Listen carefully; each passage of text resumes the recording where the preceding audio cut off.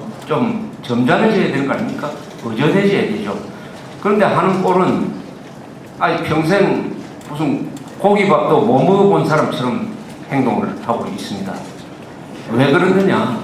개별적으로 만나보면은 민주당 의원들도 괜찮은 사람 많아요.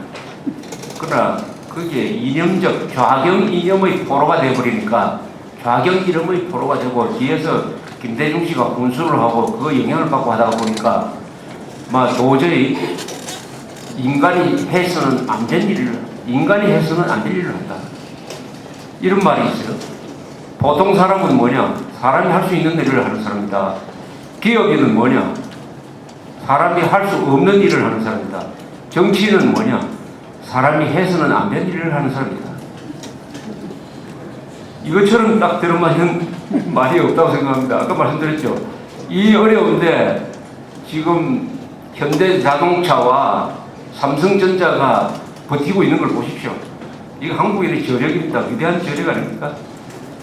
인간이 할 수 없는 일을 하는 사람들이 현대 삼성 사람이죠. 바로 그 기업인들입니다.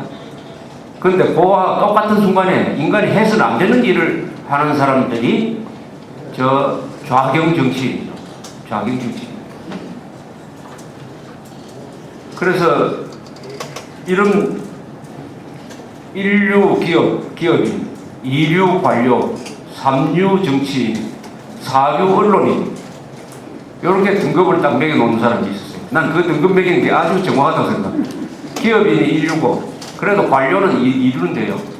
정치인은 3류고 MBC, KBS와 같은 이런 선동방송은 4류죠.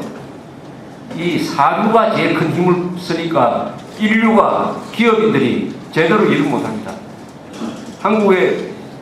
한국에서 기업인들은 그 마라톤 할 때 그 모래 주머니 차고 뛰는 사람 같아요. 그만큼 불리한 상황에서 오늘날 이런 위대한 일을 해낸 이 이병철, 정주영, 구인회 씨 이런 분들은 역사가 지난 후에 아주 이 시대의 영웅으로 이승만, 박정희와 같은 영웅으로 기록될 것이고 저 국회에서 난장판을 부리고 있는 사람들은 아무도 기억하지 못할 것입니다. 또 기억한다면은 아주 친일파처럼 그런 식으로 기억이 돼가지고 그 후손들이 생활하는데 상당히 좀 장애가 있을 것 같습니다. 그런데 좋은 이야기가 또 있습니다. 이 미국에서 여론조사를 하나 했는데 이 국제 여론조사를 했습니다. 여러 나라를 비교를 했는데 Pew 리서치 센터라고 하는 여론조사 기관에서 매년 하는 겁니다. 미국에 대한 호감도 또 미국에 대한 반감을 이렇게 분석을 했더니 우리나라가 꽤 높게 나와요.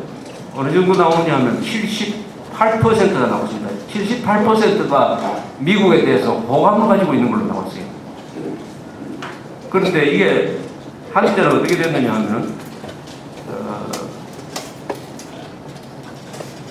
1998년이 2000년이군요. 김대중 정권이 들어섰을 때 호감도가 우리나라 사람들이 미국에 대해서 가지고 있는 친선감, 호감도는 58%였습니다. 그 다음에 이제 좌파 정권이 진행될수록 이게 내려가기 시작합니다. 2002년에는 52%였어요. 그런데 2003년에 가면은 노무현 정권의 첫 해죠. 이때는 46%까지 떨어집니다. 그러니까 반미 감정이 더 많아지는 거죠. 그런데 2007년부터 이게 회복이 돼요. 2007년은 대통령 선거를 앞두고 있었습니다.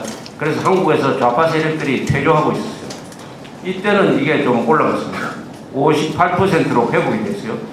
그리고 작년에는 미국산 쇠고기 수입 관련해가지고 그렇게 난동을 부렸지만은 이게 70%까지 올라갔습니다.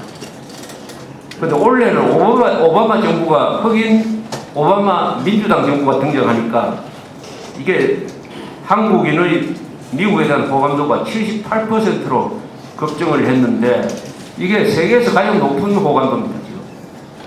그동안 여러분들이 걱정을 했습니다. 반미, 친북, 좌익 세력들이 미국 사람들이 6.25 때 잘못한 거 이런 것만 하고 끄집어내가지고 노건리 사건이라든지 이런 걸 통해서 미국 사람들을 괴롭히고 더구나 메가더 동상 철거 파괴 운동까지 굴리고 하는 것을 보고 반미를 걱정을 했는데 이 통계상으로는 굉장히 회복이 됐습니다. 78%의 호감도면은 어느 정도냐 하면은 미국 바로 옆에 있는 캐나다가 미국에 대한 호감도가 75%고 바로 밑에 남쪽에 있는 멕시코는 69%고 그 다음에 일본은 59%요. 일본의 대미 호감도보다 우리가 더 호감도가 높습니다.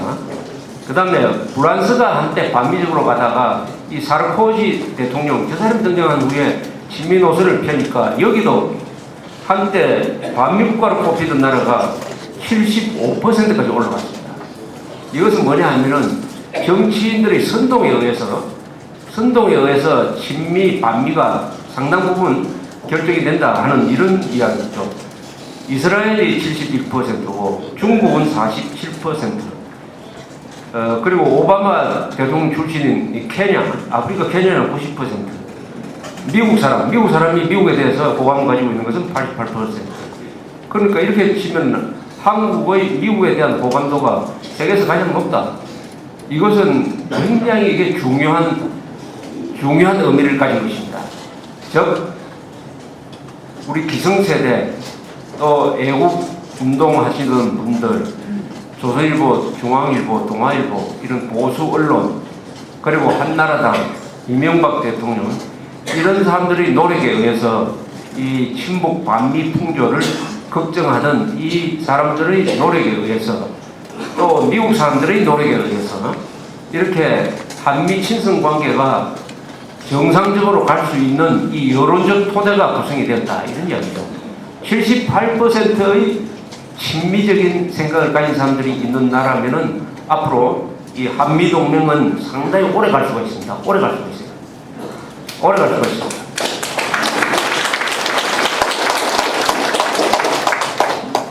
우리 대한민국이 이렇게 성공한 이유 중에 50% 정도는 한미 동맹이라고 저는 생각합니다.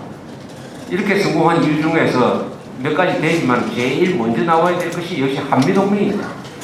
한미동맹 때문에 우리가 군사적 동맹을 차원을 넘어서 일종의 경제동맹도 되고 또 기술을 주고받는 기술동맹도 되고 최근에는 또 이 민주주의라는 가치를 주고받는 이념동맹, 가치동맹이기도 합니다.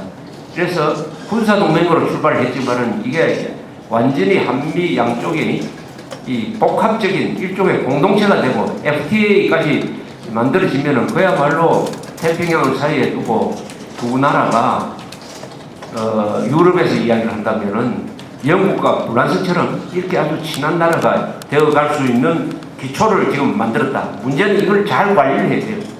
이 통계에서 보시는 바와 같이 좌파 정권, 반미, 친북 요 선동하는 민노당이나 민주당 사람들을 집권 세력으로 만들어 놓으면 이 78%가 또 내려갈 겁니다. 또 내려갈 겁니다. 그러니까 선동하는 사람들을 막아야 됩니다. 선동가를 막아야 돼요. 우리 보통의 한국 사람들 중에서 미국 사람을 미워하는 사람이 누가 있습니까? 그러나 요거만한 작은 사실을 확대해가지고 사람들이 정신을 혼미하게 만드는 데는 이 좌익 세력들이 전문가들이기 때문에 절대 선동가들한테 국회의원이라든지 대통령의 자리는 주서는 안 된다. 선동하는 사람이 제일 나쁩니다. 선동하는 사람이 학살자가 되는 거예요. 선동과 학살, 이게 전혀 다른 것 같죠? 선동은 말로 거짓말하는 건데 학살은 사람을 죽이는 거다. 학살자가 더 나쁘지 이렇게 이야기합니다. 그렇지 않습니다. 학살로 가기 위해서는 그 전단계에 선동이 있어야 돼요. 계급적 부르주아지는 혁명의 적임으로 죽여도 괜찮다. 유태인들은 이 인류의 악의 씨앗으로 죽이는 것이 우리 의무다. 이런 식으로 선동을 하면은 결국 학살로 간다. 그래서 국회의원이나 누구든지 평가를 할 때 제일 중요한 것은 저 사람이 선동가냐 아니냐는 것입니다. 선동가는 대체로 말을 잘하죠. 선동가를 판별하는 기준 중에 제일 좋은 거 좋은 말 다 쓰는 사람입니다. 좋은 말 다 쓰는 사람이 선동이에요. 뭐냐? 나는 행동하는 양심이다라고 하는 사람. 나는 평화주의자다. 나는 개혁주의자다. 나는 통일 세력이다. 나는 민족주의자다. 뭐 이런 말